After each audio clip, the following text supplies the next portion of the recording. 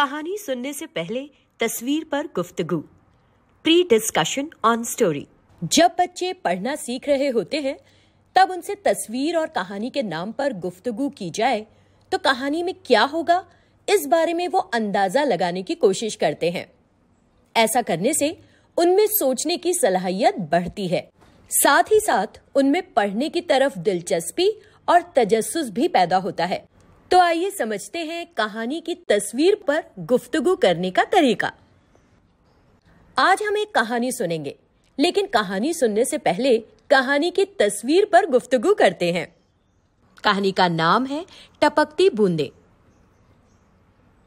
बच्चों, आप बताइए कि इस तस्वीर में आपको क्या-क्या दिखाई दे रहा है?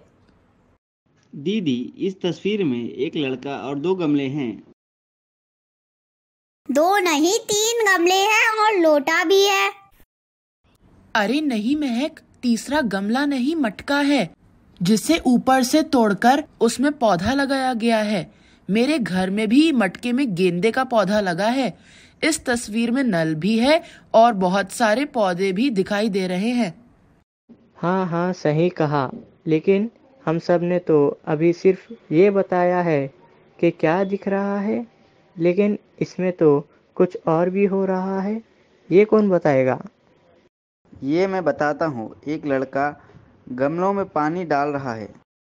बहुत खूब ऐमन। अच्छा, अब आप सभी अंदाजा लगाइए कि इस तस्वीर की बिना पर कहानी क्या होगी, किसके बारे में होगी?